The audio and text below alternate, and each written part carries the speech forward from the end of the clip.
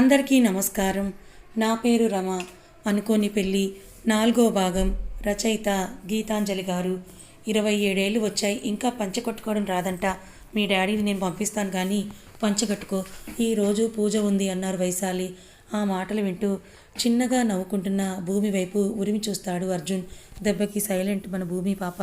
సరే డాడీని పంపు అని వెళ్ళిపోతున్న అర్జున్ని కన్నయ్య అని అన్నారు వైశాలి. ఏంటి అన్నాడు అర్జున్ వెనక్కి తిరిగి.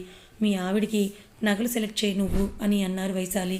దెబ్బకి షాక్ అయ్యి చూశారు అర్జున్ భూమి. అవన్నీ నాకేం తెలుసమ్మా, డాడీ వస్తే పంపించు అంటూ వెళ్ళిపోతున్న అర్జున్ని చూస్తూ అంతేనా కన్నయ్య అన్నారు వైశాలి. ఆ మాటకి వెనక్కి తిరిగాడు అర్జున్. మీ ఆవిడ నన్ను డామినేట్ చేసేస్తుంది కన్నయ్య అన్నారు వైశాలి ముద్దుగా. వాట్, నిన్ను డామినేట్ చేసేవాళ్ళ? నో ఛాన్స్, ఒకవేళ ఉంటే అది నా కూతురే అన్నాడు అర్జున్.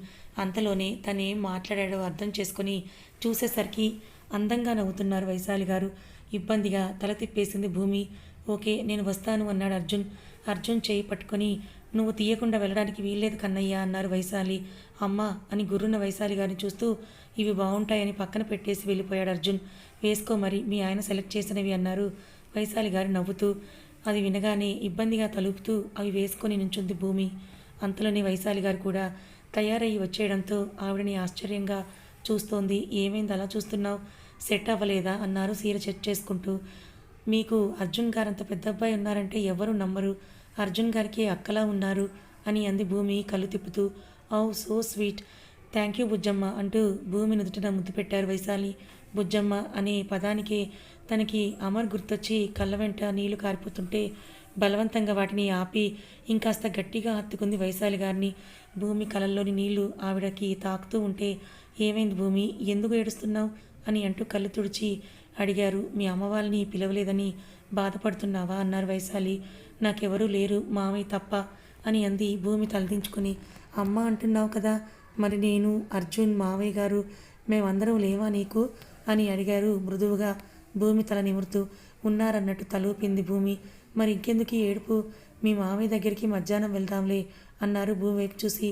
సరే అంది భూమి. ఒక్క నిమిషం అంటూ భూమి చెవి వెనుక దిష్టి చుక్క పెట్టి బంగారంలా ఉన్నావంటూ మెటికలు విరిచారు వైశాలి.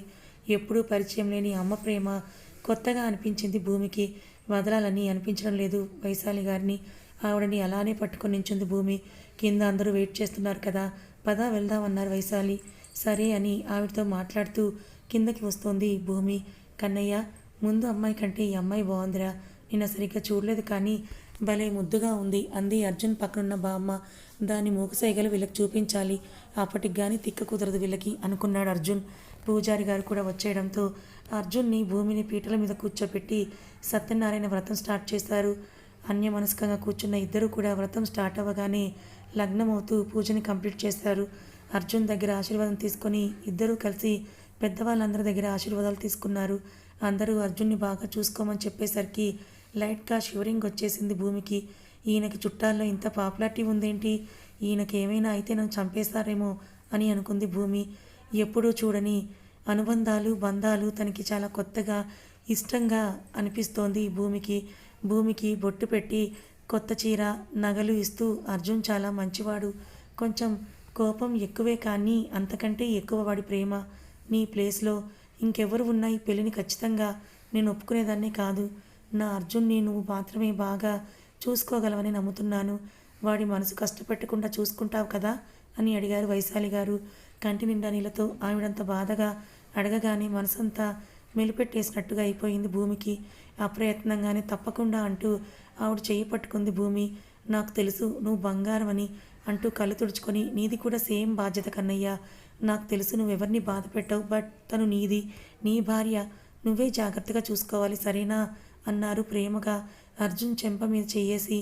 సరే అన్నట్టు చూశాడు అర్జున్. భోజనాల కోసం అంతా సెట్ చేస్తుంటే అమర్ దగ్గర పనిచేసే కుర్రాడు చోటుని చూసి బయటికి రమ్మన్నట్టు పిలిచింది భూమి. అందరినీ తప్పించుకొని బయటకు వచ్చాడు చోటు. అక్క, నీకు ఇతనితో పెళ్ళేంటి అన్నాడు ఆశ్చర్యపోతూ. అదంతా వదిలేయ్, మామయ్య ఎక్కడున్నాడు అని అడిగింది భూమి. సార్ ఏమో, ఆయన ఎక్కడున్నాడో తెలియదు, మేనేజర్ సార్ సూపర్వైజ్ చేస్తున్నాడన్నాడు చోటు. మామయ్య కనిపించకుండా ఉంటే వెతకడం మానేసి ఏంట్రా మాట్లాడుతున్నావని కర్ర తీసి చోటుని కొడుతూ ఉంటుంది భూమి. అక్క, సార్ కనిపించకపోతే నన్ను కొడతావేంటక్క, ప్లీజ్ అక్క వదిలే అంటున్నాడు చోటు. భూమి చోటుని కొట్టడం చూస్తూ ఆశ్చర్యపోయాడు అర్జున్. అర్జున్, భూమి ఇట్రండి అని అరిచారు వైశాలి. నువ్వు ఉండరా, నీకు వచ్చాక చెప్తానని చీర సర్దుకుంటూ లోపలికి వెళ్ళింది భూమి. భోజనాలు అయిపోయాక హాల్లో కూర్చొని అందరూ మాట్లాడుకుంటూ ఉంటే గోడకి జారబడి వాళ్ళ మాటలు వింటూ అమర్ గురించి ఆలోచిస్తోంది భూమి. వైశాలి వాళ్ళని రెస్ట్ తీసుకోమను, మళ్ళీ రాత్రికి ముహూర్తం ఉంది కదా అంది బామ్మ. ముహూర్తం అనగానే తుల్లిపడి వైశాలి గారి వైపు చూశారు అర్జున్. భూమి నేను చూసుకుంటా అన్నట్టు కల్లార్పి కామ్గా ఉండమన్నట్టుగా సైగ చేశారు వైశాలి. సరే వెళ్ళి రెస్ట్ తీసుకోండమ్మా అన్నారు. ఇద్దరి వైపు చూస్తూ దొరికిందే ఛాన్స్ అని వెంటనే లేచి వెళ్ళిపోయాడు అర్జున్. అతని వెనకే భూమి కూడా పొద్దున్న అమర్ కనిపించడం లేదు అని చెప్పిన దగ్గర నుంచి భూమికి కాళ్ళు చేతులు ఆడటం లేదు. మామయ్య ఎక్కడికి వెళ్ళిపోయాడో, అమర్కి ఏమైందో, ఎక్కడున్నాడో అని పిచ్చి భయంగా ఉంది తనకి. అలా ఆలోచిస్తూనే కూర్చుంది భూమి. భూమి అని అంటూ భుజం మీద చెయ్యేసి ఏమైంది అలా ఉన్నావని అడిగారు వైశాలి. మామయ్య, మా మామయ్య కనిపించడం లేదంట అని అంది భూమి వెక్కుతూ. అయ్యో ఏమైంది మీ మామయ్యకి అని అడిగారు భూమిని దగ్గరికి తీసుకుంటూ వైశాలి. నాకేం అర్థం కావడం లేదు, మా మామయ్యకి ఏమవుతుందో ఏంటో. మా మామయ్య కోసమే నేను నీ పెళ్ళికి ఒప్పుకున్నాను.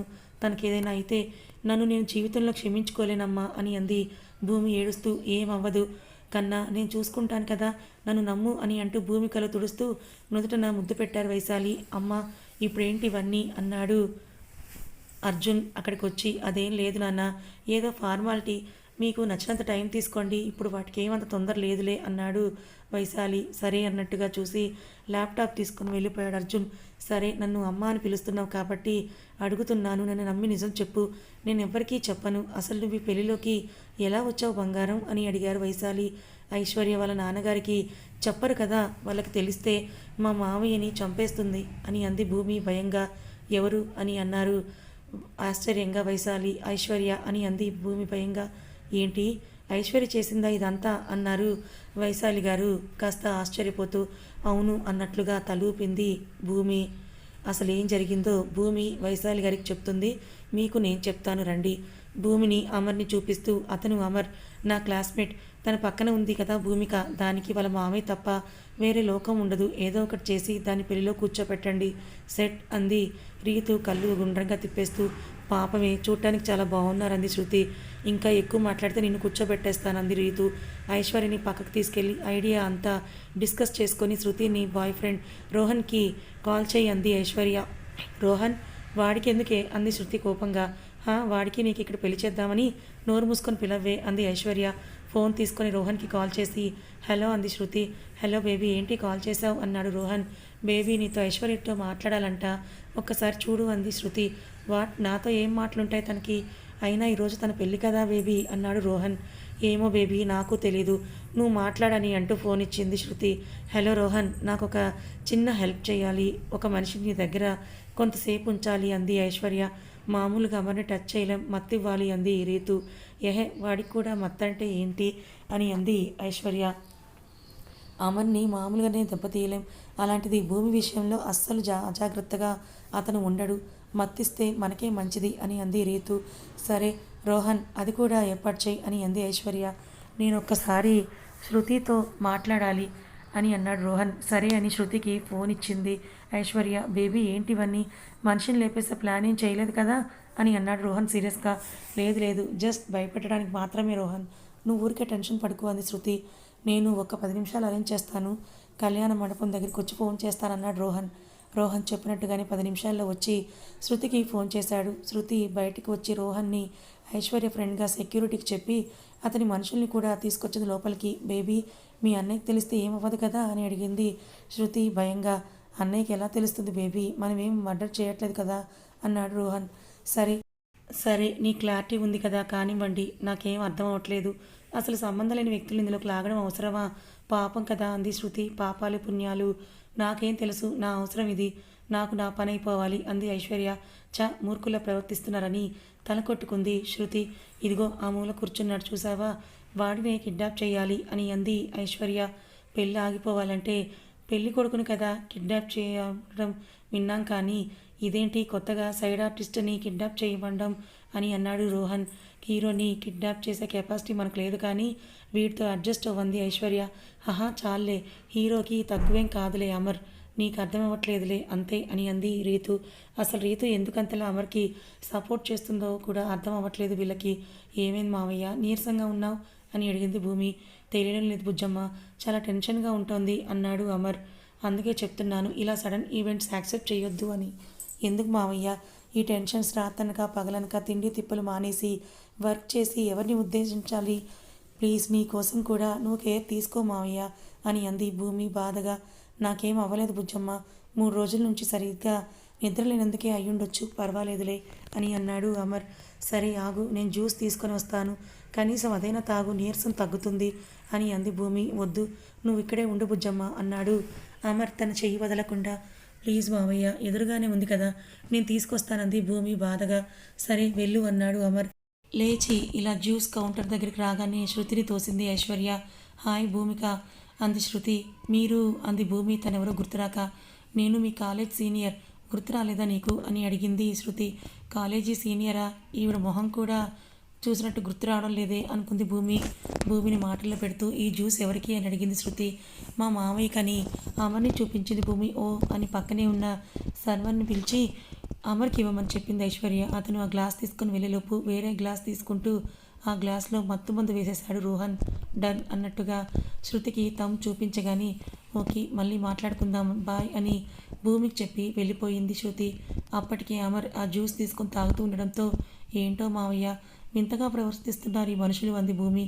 ఏమైందని అడిగాడు అమర్. ఎవరో నా కాలేజ్ సీనియర్ అంట, ఏదేదో మాట్లాడి వెళ్ళిపోయింది అని అంది భూమి. ఆహా, అసలు నీ కాలేజ్ సీనియర్ ఇక్కడికి ఎలా వచ్చింది అని అడిగాడు అమర్. అదేమో నాకెలా తెలుసు అని అంటుంది భూమి. తనకి ఈ పెళ్ళి కొడుకో పెళ్లి కూతురో ఫ్రెండ్స్ అయి ఉంటారులే, అందుకే తను ఇక్కడికి వచ్చుంటుంది అని అన్నాడు అమర్. అదే అవ్వాలి మరి. మావయ్య ప్లీజ్ నువ్వు వెళ్ళి రెస్ట్ తీసుకో, మిగతా పనులన్నీ నేను చూసుకుంటాను కదా, నువ్వంతా దిగులుగా ఉంటే ఏదోలా ఉంది నాకు అని అంది భూమి. నేను బాగానే ఉన్నాను బుజ్జమ్మ, పర్లేదులే అని అన్నాడు అమర్. వెళ్ళి రెస్ట్ తీసుకుంటావా లేదా అని అంది కోపంగా భూమి. వెళ్తానులే, ఇంకేం పనిలేదు, ఆల్మోస్ట్ అయిపోయినట్టే, ఏదైనా అవసరమైతే పిలువు బుజ్జమ్మ అన్నాడు అమర్. సరే అంది భూమి. లేచి రెస్ట్ తీసుకోవడానికి రూమ్లోకి వెళ్తూ భూమిక అని పిలిచాడు అమర్. ఎప్పుడు బుజ్జమ్మ అని పిలిచే అమర్ భూమిక అని పిలవగానే షాక్ అయింది భూమి. ఏమైంది మావయ్య అంది ఆశ్చర్యంగా. ఏం లేదన్నట్టు తలుపి జాగ్రత్త బుజ్జమ్మ అన్నాడు అమర్. ఓ గాడ్, మరీ టూ మచ్ మావయ్య, నువ్వు నేను చూసుకుంటానని చెప్పాను కదా అంది భూమి చిరుకోపంగా. అమర్కి దారిలో ఉన్నప్పుడే కళ్ళు తిరుగుతున్నట్టుగా అనిపించడంతో తల 2 చేతుల్లో పట్టుకుంటూ నెమ్మదిగా నడుస్తూ లోపలికి వెళ్ళి బెడ్ మీద కూర్చున్నాడు. కాసేపటికే మత్తు తన ప్రభావం చూపించడంతో కళ్ళు మూతలు పడిపోతూ ఉన్నాయి. స్పృహ కోల్పోయాడు అమర్ వెనుకనే రూమ్లోకి వెళ్ళి కళ్యాణ మండపంకి వేరే ఎంట్రెన్స్ నుండి అమర్ని తీసుకొని వెళ్ళిపోయాడు రోహన్ బాబు. ఈ ఈవెంట్ ఆర్గనైజింగ్ వర్క్ కంటే మా జాబ్ సులువు స్వామి, హాయిగా ఉండొచ్చు, ఇంత పని స్ట్రెస్ మాకుండదు దేవుడా అని అనుకుంది భూమి. స్టేజ్ మీద గౌరీ పూజ చేస్తున్న అర్జున్ని చూస్తూ ఈయనేంటి మొహం మాడిపోయిన మసాలా దోశలా పెట్టాడు, కొంపదీసి పెళ్ళి ఇష్టం లేక లాస్ట్లో ఆపేసి మా మామయ్యకి డబ్బులు ఎగ్గొట్టేయడం గట్రా చేయడు కదా దేవుడా, ప్లీజ్ ఈ పెళ్ళి ఆగకుండా చూసుకో స్వామి అని అంది భూమి. కానీ తనకేం తెలుసు, కొంతసేపట్లో ఆ పెళ్ళి ఆగిపోవాలని తనే 100 దేవుళ్ళని మొక్కుకుంటుందని. భూమిక అంది శృతి ఐశ్వర్య రూమ్ డోర్ దగ్గర నుంచొని. అబ్బా, ఇదెక్కడ దొరికిందిరా నాకు, ఇలా తినేస్తోందని విసుక్కుంటూ లేచి శృతి దగ్గరికి వెళ్ళింది భూమి. రూమ్ దగ్గరికి రాగానే చెయ్యి పట్టి లోపలికి లాగి డోర్ని వేసేసింది శృతి. ఏంటి అంది భూమి ఆశ్చర్యంగా. స్కైప్లో ఉన్న రోహన్ దగ్గర అమర్ని చూపించింది ఐశ్వర్య. మావయ్య అంటూ అరిచి రూమ్ బయటికి పరిగెత్తబోతున్న భూమిని ఒక చేత్తో గట్టిగా పట్టుకొని వాడిక్కడ లేడు అని అంది ఐశ్వర్య. ఎందుకు అలా కట్టేశారేంటి, ఏమైంది అని పిచ్చి పట్టినట్టుగా ప్రశ్నలు అడుగుతూనే ఉంది భూమి. అయిపోయాయా నీ ప్రశ్నలు, నువ్వు అడిగిన ప్రతి ప్రశ్నకి ఇక్కడ సమాధానాలు ఇవ్వరు, మాకు ఇవ్వాలనిపించిన వాటికి మాత్రమే ఇస్తాము. ఫస్ట్ మీ మావయ్య నా దగ్గరే ఉన్నాడు, మేము చెప్పిన పని చేస్తే ప్రాణాలతో బయటకు వచ్చేస్తాడు అని అంది రీతు. ఏం చేయాలని అడిగింది భూమి. అప్పటికి తన అలజడికి కారణం అర్థమై కాళ్ళు చేతులు చల్లబడిపోతూ ఉంటే సింపుల్, నా ప్లేస్లో ఈ పెళ్ళి నువ్వు చేసుకో అని అంది ఐశ్వర్య. కథ ఇంకా ఉంది.